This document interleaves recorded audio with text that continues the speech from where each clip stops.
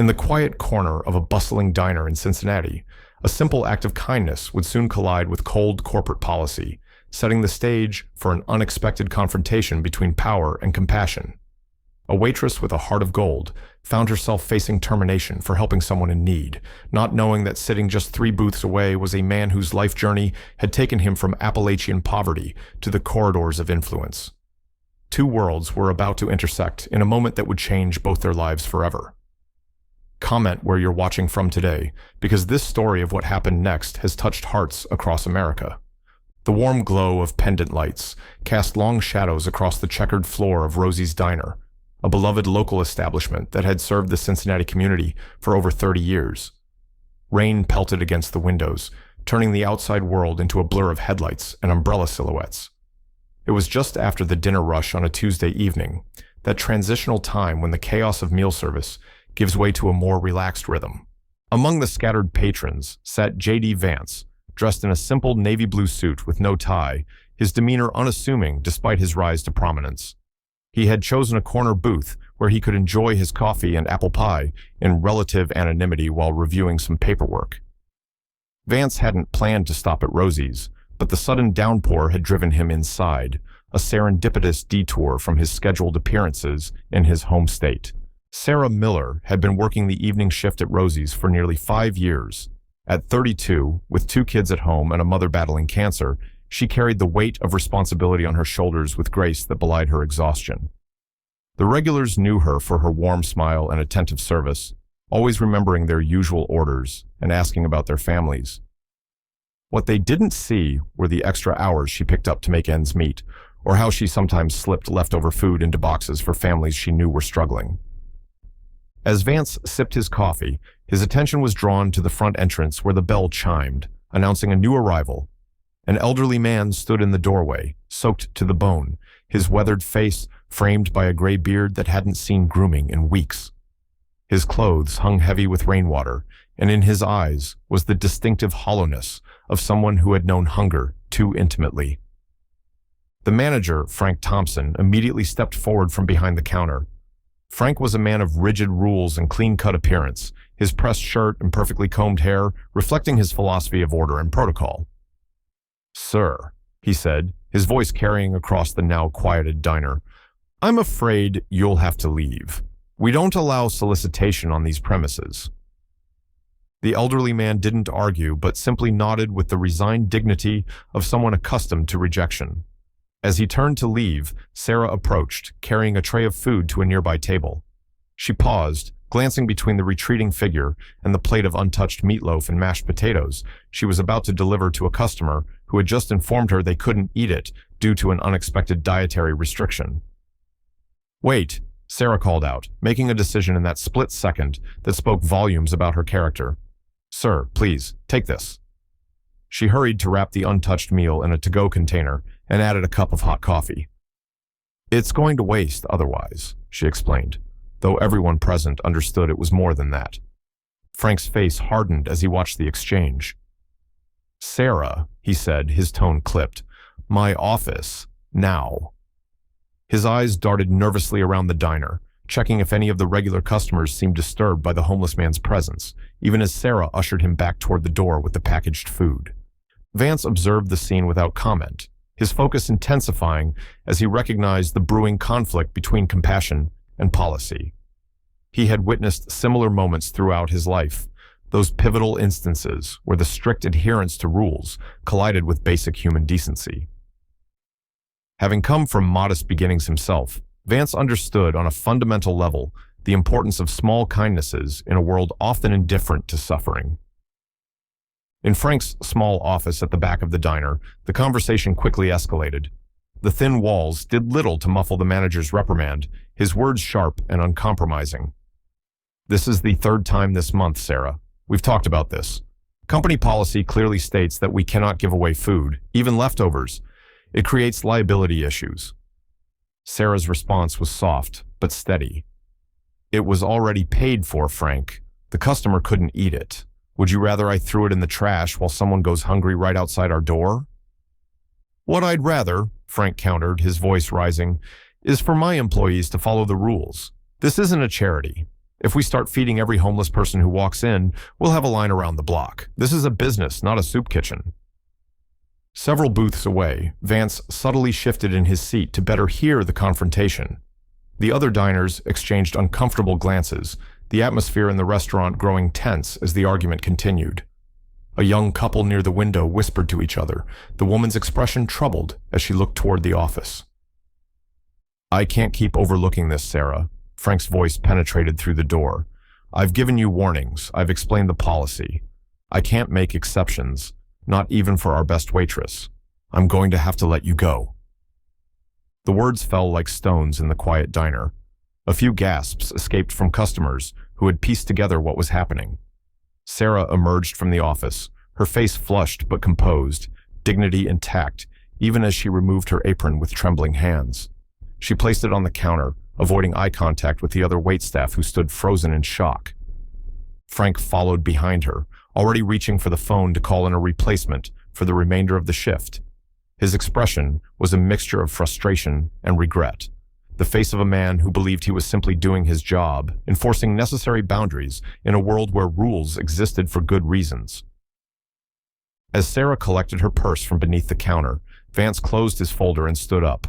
His movement was deliberate, unhurried, yet it somehow commanded attention in the hushed space.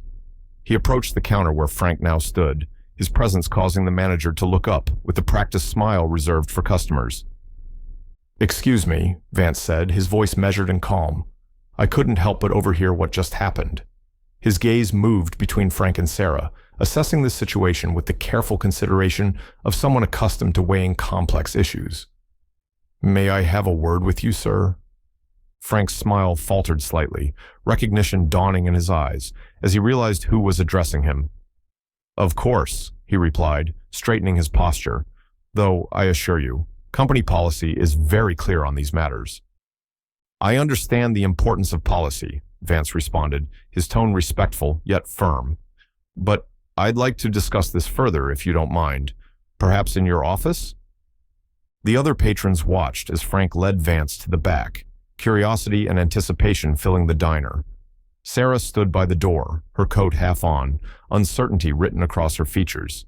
She had no idea who this stranger was or why he had chosen to involve himself in her situation, but something in his demeanor suggested a depth of understanding that transcended the immediate conflict.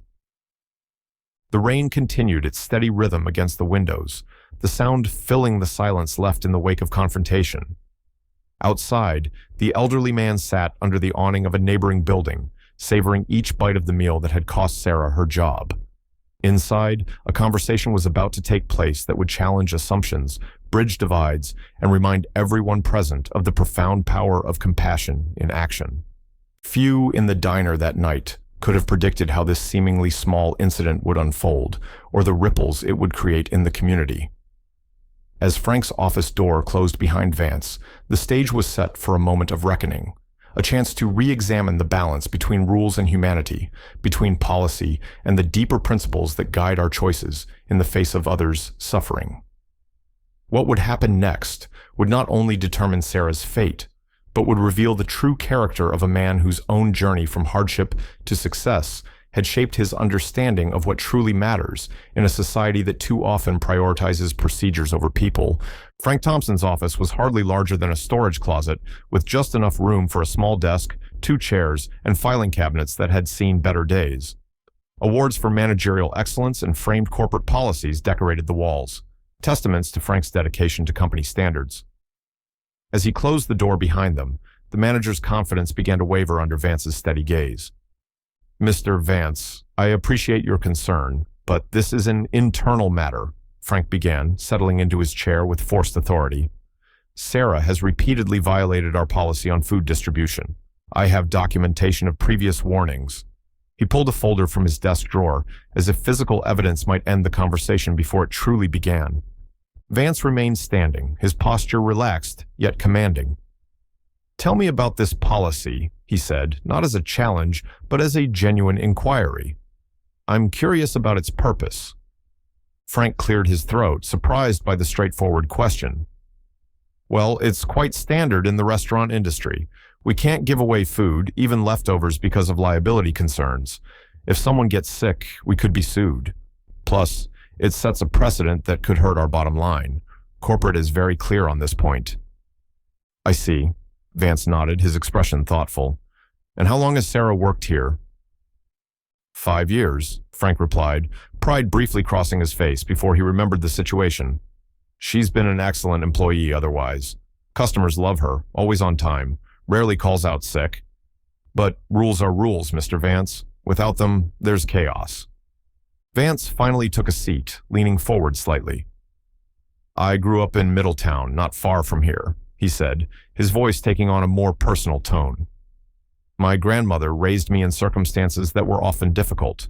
There were times when a single act of kindness, a meal, a dollar, a moment of dignity, made all the difference.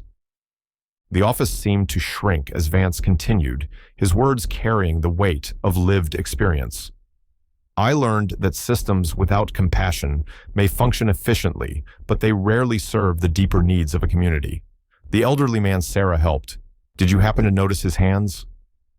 Frank blinked, caught off guard by the question. His hands? No, I didn't. They were workers' hands, Vance explained. Calloused, with a distinctive pattern of wear that comes from decades of factory work. The kind of labor that built this city, that probably supported establishments like this one during their prime. I recognized it because my own family members had hands like that before the mills closed and opportunities dried up. Outside the office, the diner had fallen into an unusual quiet.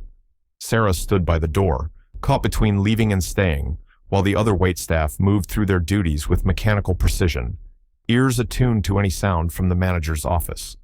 The customers, too, seemed suspended in anticipation, conversations muted as they awaited the outcome of this unexpected intervention. Frank, Vance continued, using the manager's first name deliberately, I understand the importance of policy.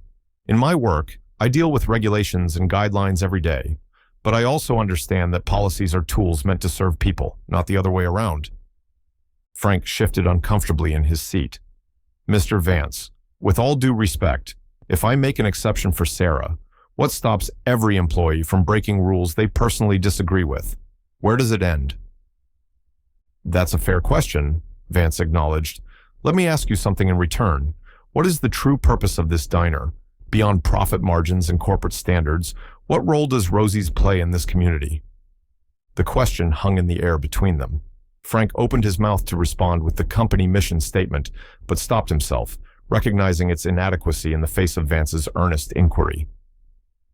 Rosie's was founded by my aunt, Frank finally said, his voice softer now. Rose Thompson started this place 40 years ago as a spot where everyone could get a decent meal at a fair price. She was known for keeping a tab for families who were struggling, especially during the recession in the 80s. He glanced at the oldest photograph on the wall, showing a smiling woman in an apron standing proudly in front of the diner's original sign. What would Aunt Rose think about firing Sarah today? Vance asked gently. The question landed like a revelation. Frank's carefully constructed wall of corporate protocol began to crumble as memories of his aunt, her generosity, her commitment to the community, her understanding that a business was more than its balance sheet, flooded back. She'd probably have given the man a week's worth of meals and offered him a job washing dishes, Frank admitted, a reluctant smile tugging at his lips. He sighed heavily, running a hand through his meticulously combed hair. But things are different now. We're part of a chain. There are expectations from corporate, quarterly reviews, profit targets. Different circumstances, yes, Vance conceded. But does that mean different values? The companies that thrive long-term are those that understand their place within the community ecosystem. They recognize that compassion and good business aren't mutually exclusive. They're complementary. Frank looked down at the folder containing Sarah's disciplinary record, then back up at Vance. What exactly are you suggesting, Mr. Vance? I'm suggesting a middle path, Vance replied, one that honors your responsibility to the business while also acknowledging the humanity that Sarah showed tonight. Perhaps instead of termination, there's an opportunity here to revisit the policy itself. The manager's office suddenly seemed less suffocating, as if the very air had changed with the shift in perspective. Frank leaned back in his chair, considering Vance's words with growing receptivity. You know, Frank said slowly, Corporate has been pushing us to develop community engagement initiatives. They're big on social responsibility these days, good PR and all that. Maybe there's a way to structure something official, something that would allow for helping people in need without breaking rules. Vance nodded encouragingly. That sounds like a start. And what about Sarah? Frank closed the disciplinary folder and placed it back in the drawer. I may have been hasty, he admitted. Perhaps a formal warning would be sufficient, given her record and the circumstances. I think that's wise, Vance said, standing up. Decisions made in the heat of the moment rarely reflect our best judgment. Taking time to reconsider demonstrates real leadership. As they prepared to leave the office, Frank paused with his hand on the doorknob. Mr. Vance, can I ask why you chose to get involved? You could have simply finished your meal and left. Vance's expression was contemplative. Because too often we witness injustice and choose comfort over courage. Because I've been on both sides of fortune's divide and understand that the measure of our society isn't found in our prosperity, but in how we treat those with the least among us. And because sometimes all it takes to change a situation is for one person to speak up when it would be easier to remain silent. The door opened to reveal the diner still suspended in anticipation. Sarah stood near the counter, coat fully on now, but making no move toward the exit. The other staff hovered nearby, solidarity evident in their protective formation around their colleague. Even the customers seemed invested in the outcome, faces turned expectantly toward the office. As Frank and Vance emerged from the office, the entire diner seemed to hold its breath. The rain outside had intensified, drumming against the windows with renewed vigor, nature's own soundtrack to the drama unfolding within these walls. Every eye tracked the two men as they approached Sarah, who stood with the quiet dignity of someone prepared to accept consequences, however unjust they might feel. Sarah, Frank began, his voice different now, less the rigid manager and more the nephew of Rose Thompson. I've reconsidered my decision. You're not fired. A collective sigh of relief rippled through the diner. One of the cooks let out a small cheer before quickly composing himself. Sarah's shoulders dropped slightly, the tension she'd been carrying visibly dissipating. Thank you, she said simply, though her eyes revealed deeper emotions, surprise, gratitude, and a lingering question about what had transpired in that small office to change Frank's mind so completely. But, Frank continued, reclaiming some of his managerial authority, we do need to address the policy issue. Mr. Vance and I have been discussing an alternative approach. At the mention of Vance's name, murmurs spread through the diner. Recognition dawned on several faces as customers connected the unassuming man in the navy suit with the public figure they'd seen on television or in newspapers. A middle-aged woman at the counter leaned toward her companion, whispering behind her hand while nodding in Vance's direction. Vance, for his part, maintained his focus on the situation at hand, seemingly unconcerned with the ripple of recognition moving through the establishment. His attention remained on Sarah and Frank, watching as the dynamic between employee and manager began its subtle transformation. Instead of prohibiting staff from helping those in need, Frank explained, addressing not just Sarah but all his employees now, we're going to establish a new program, Rosie's Community Table, we'll call it. Frank's voice grew stronger as he continued, warming to the concept that had begun taking shape during his conversation with Vance. Each day, we'll set aside a certain number of meals, proper meals, not just leftovers, specifically for community members experiencing hardship. No questions asked, no paperwork required, just basic human dignity and a good meal. The staff exchanged glances of surprise and approval. A waitress named Diane, who had worked alongside Sarah for years, stepped forward. Frank, that's a wonderful idea. But what about corporate? Won't they shut this down the minute they hear about it? It was a valid concern, one that would have paralyzed Frank with fear of repercussion just an hour ago. Now, however, he squared his shoulders with newfound resolve. I'll handle corporate, he stated with unexpected confidence. We'll document everything properly, track the costs, and tie it to our community engagement metrics. Besides, good publicity never hurt a business. I think they'll come around once they see the benefits, both to our community standing and to staff morale. Vance nodded approvingly, but remained silent, allowing Frank to own this moment of leadership. The transformation was remarkable, from a manager rigidly enforcing policy to a community leader reconnecting with the foundational values of his aunt's business. Sarah's eyes shimmered with unshed tears. "This means more than you know, Frank. There are so many people out there just needing a break, a moment of kindness to help them through a rough patch." "Like Mr. Wilson," Diane added. Frank turned to her, puzzled. "Mr. Wilson?" "The elderly gentleman from tonight," Diane explained. "His name is Edward Wilson. He's not just some random homeless person. He worked at the steel mill for 40 years before it closed, lost his pension when the company went bankrupt, then his house in the foreclosure crisis. His wife died last year, cancer. Medical bills took what little he had left." The personal details landed heavily in the room.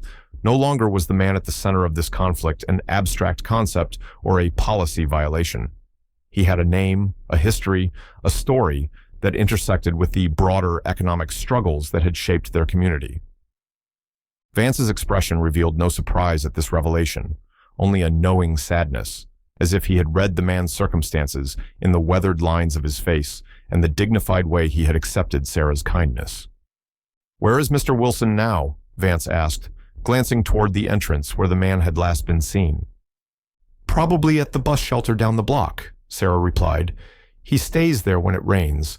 The night bus drivers know him, let him ride the full route on cold nights sometimes." Frank looked out at the downpour, then back at his staff. Something in his demeanor shifted once more, a decision crystallizing in real time. "Diane, pack up 3 more meals, complete dinners, not leftovers. Charlie, there's a stack of those plastic rain ponchos we ordered for the summer block party in the storage room. Bring a few out." As the staff hurried to fulfill these unexpected instructions, Frank turned to address the curious customers who had been watching the scene unfold. "Ladies and gentlemen, I apologize for any disruption to your dining experience this evening. At Rosie's, we're recommitting to being more than just a place to eat. We're a community cornerstone, as my Aunt Rose always intended." The announcement was met with approving nods, and even a smattering of applause from a family seated near the window. A silver-haired woman raised her coffee cup in a small toast. "It's about time," she said loudly enough for all to hear. "Rose would be proud, Frank." Meanwhile, Vance had moved quietly to the register, pulling out his wallet. The cashier watched wide-eyed as he placed several large bills on the counter. "This should cover a week's worth of meals for your community table program," he said, his voice low. "Consider it seed funding to get things started." Frank returned just in time to witness this gesture, his expression a mixture of gratitude and renewed purpose. "Mr. Vance, that's incredibly generous, but not necessary." "It's an investment," Vance corrected him gently. "In this diner, in this community, and in the principle that businesses can be profitable while also being humane." He glanced around the establishment, taking in the worn but well-maintained booths, the photographs on the walls documenting decades of local history, the sense of place that chain restaurants so often lacked. These local institutions matter. They're where community happens, where people from different walks of life sit side by side, where the social fabric is woven and maintained. The meals for Mr. Wilson were ready now, packed securely in containers and placed in a plastic bag along with utensils and napkins. Charlie had returned with the rain ponchos, bright yellow against the muted colors of the diner.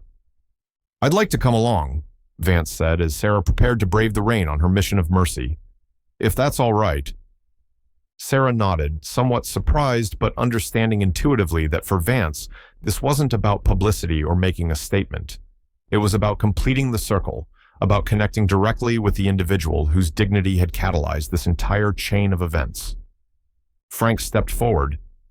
"I'm coming too," he announced, reaching for his coat.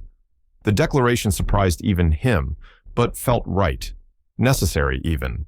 This wasn't something to delegate. This was leadership. As the 3 prepared to venture into the storm, the atmosphere in Rosie's diner had transformed completely.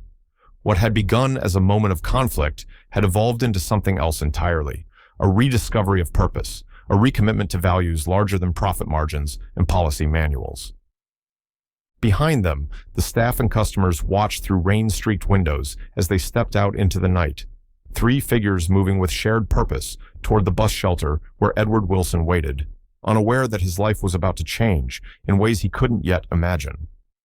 Rain cascaded from awnings and splashed underfoot as Frank, Sarah, and Vance made their way down the block toward the bus shelter. The storm had cleared the streets of most pedestrians, leaving downtown Cincinnati with that peculiar emptiness that comes when weather temporarily suspends the normal flow of urban life. Their breath fogged in the cool night air as they huddled beneath a shared umbrella, the yellow rain ponchos bright against the darkened storefronts. "There he is," Sarah said softly, nodding toward the glass-walled shelter where a solitary figure sat hunched on the bench. Edward Wilson didn't look up as they approached, his attention fixed on a tattered paperback book illuminated by the shelter's fluorescent lighting. Despite his circumstances, there was something profoundly dignified about the way he sat, back straight, shoulders squared, a lifetime of self-respect evident in his posture, even as his worn clothing and weathered face told a story of recent hardship. "Mr. Wilson?" Sarah called gently as they reached the shelter. The elderly man looked up, recognition and surprise crossing his face as he saw the waitress who had helped him earlier. His eyes then moved to Frank, and a wariness entered his expression, the instinctive caution of someone who has learned that authority figures rarely approach with good intentions. "We brought you some dinner," Sarah continued, stepping under the shelter's roof and shaking raindrops from the plastic bag. "And something to help keep you dry tonight." Wilson carefully marked his place in the book before setting it aside. "That's very kind," he said, his voice carrying the gravelly texture of age, but also the clear diction of someone educated. "But I don't want you getting into any more trouble on my account, miss." "No trouble this time," Frank interjected, stepping forward with an outstretched hand. "I'm Frank Thompson, the manager at Rosie's. I came to apologize for how you were treated earlier." Confusion crossed Wilson's face as he cautiously shook Frank's hand. "Apologize? That's not usually how these things go." "Well, things are changing at Rosie's," Frank replied, the confidence in his voice growing stronger with each word.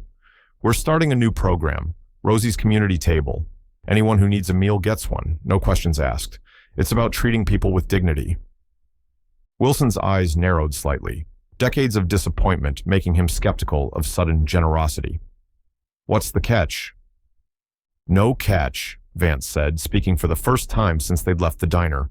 He stepped forward, extending his hand as well. "J.D. Vance." "It's a pleasure to meet you, Mr. Wilson." Recognition flickered in Wilson's eyes as they shook hands. "You're that writer, the one from Middletown." Vance nodded, neither confirming nor denying his broader public role. "I understand you worked at the steel mill." 42 years, Wilson confirmed, a hint of pride entering his voice. "Started when I was 18, worked my way up to floor supervisor. Thought I'd retire from there with a decent pension." His expression darkened. "Then the bankruptcies, the restructuring, the overseas competition. You know how that story ends." "All too well," Vance agreed. "My grandfather worked in the Armco mill. Different company, same story."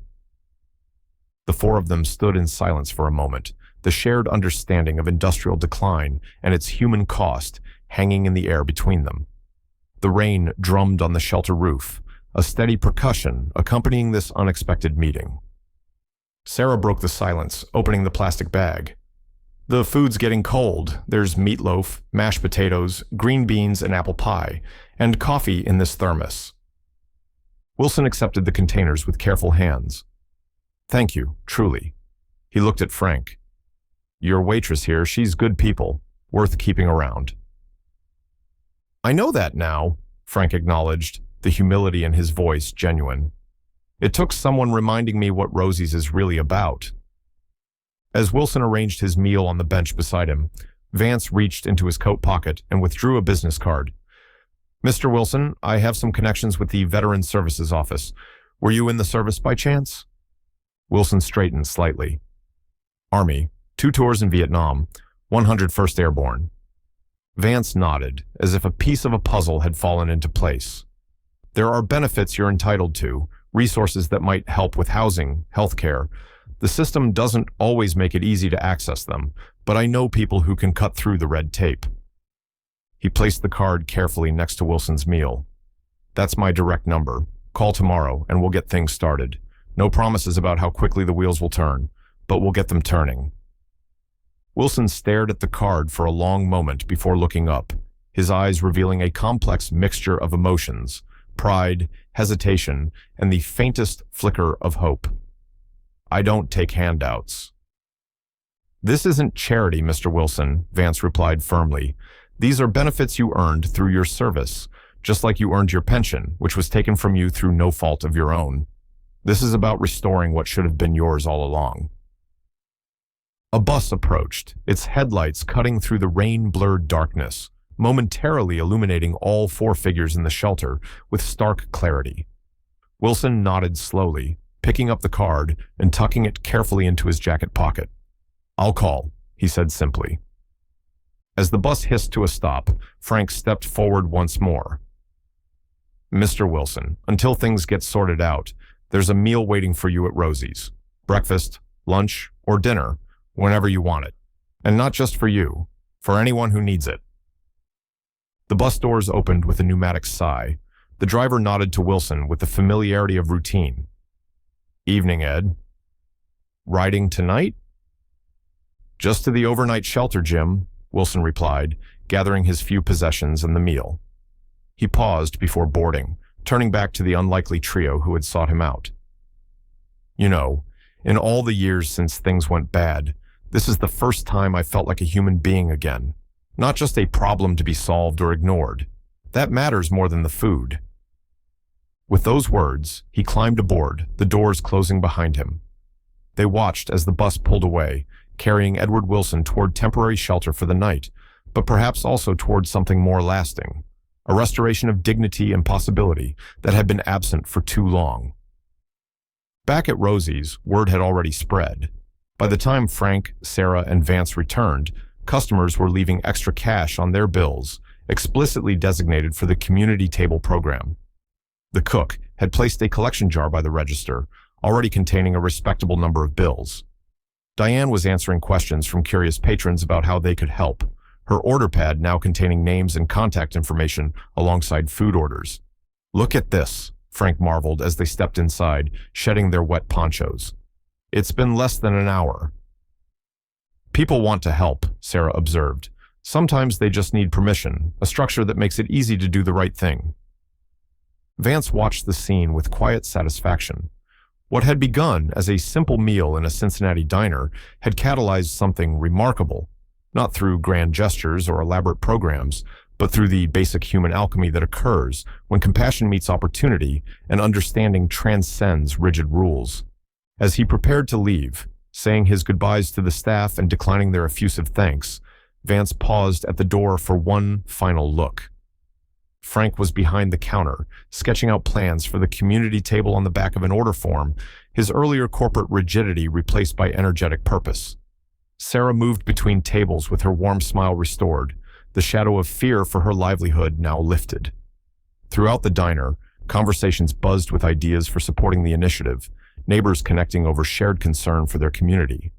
Outside, the rain had finally stopped. Puddles reflected streetlights and neon signs, the city somehow cleaner and more hopeful after the storm. In the distance, a bus moved through the wet streets, carrying Edward Wilson and his newfound hope toward shelter for the night. Tomorrow would bring new challenges, but also new possibilities. For Wilson, for Rosie's Diner, and for a community rediscovering its capacity for compassion in an age often defined by division and indifference.